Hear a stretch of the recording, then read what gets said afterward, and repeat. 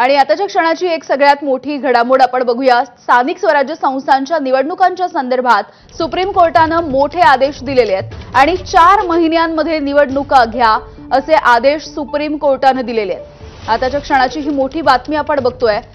स्थानिक स्वराज्य संस्थांच्या निवडणुका वारंवार तारीख पे तारीख सुरू होती, मात्र 4 महिन्यांमध्ये निवडणुका घेण्याचे आदेश। सोमेश कोलगे आमचे प्रतिनिधी माहिती देतील। सोमेश, नक्कीच अतिशय महत्त्वाचा असा निर्णय हा सर्वोच्च न्यायालयाने घेतलेला आहे।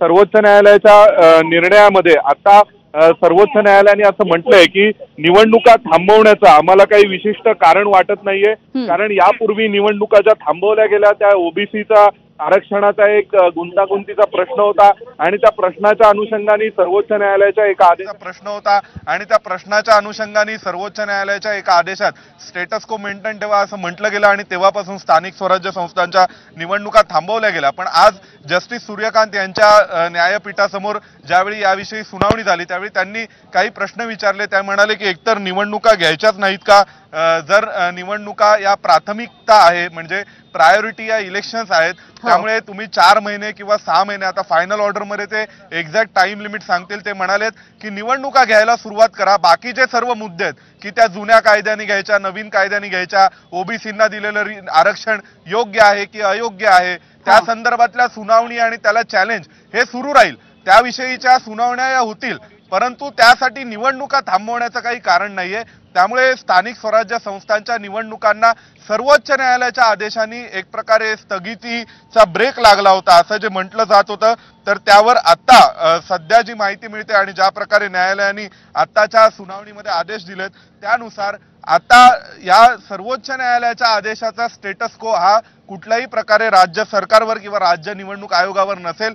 निवडणुका या घेतल्या जातील, निवडणुकांच्या प्रक्रिया सुरू कराव्यात, त्याला हिरवा कंदील हा सर्वोच्च न्यायालयाने दिलेला आहे आणि सर्वोच्च न्यायालयाने म्हटलंय की आम्हाला काही विशिष्ट कारण दिसत नाही कोणत्याही प्रकारे या निवडणुका थांबवण्याच्या। त्यामुळे ओबीसी कम्युनिटीजना जे 2022च्या आधीचं जे रिझर्वेशन दिलं गेलेलं होतं तर त्यानुसार त्यांच्या निवडणुका पुढे सुरू राहतील आणि साधारणपणे 4 आठवड्यामध्ये तुम्ही निवडणुका नोटिफाय करा असं सुप्रीम कोर्टाने म्हटलेलं आहे। आणि त्यासोबतच त्यांनी असंही म्हटलेलं आहे की बाकी ज्या सर्व मुद्दे आहेत म्हणजे ओबीसीच्या रिझर्वेशनचे असतील, त्यानंतर मग तुम्ही जुन्या कायद्याने घ्यायच्या, जुन्या प्रभाग रचनेनुसार घ्यायच्या की नव्या प्रभाग रचनेनुसार घ्यायच्या, तर या सर्व मुद्द्यांवरती नंतर सुनावणी सुरू राहील। हे असे अनेक प्रश्न, असे अनेक कायदेशीर प्रश्न हे प्रलंबित असतात, परंतु त्यामध्ये जे कॉन्स्टिट्यूशनल मॅन्डेट आहे ग्रासरूट लेवल डेमोक्रेसीचं आणि स्थानिक पातळीवर तळागाळात लोकशाही पोहोचावी म्हणून स्थानिक स्वराज्य संस्थांची तरतूद आहे आणि त्या स्थानिक स्वराज्य संस्थांच्या निवडणुका त्यामुळे अडवून ठेवण्याचं काही कारण नाही असं सर्वोच्च न्यायालयाने म्हटलंय।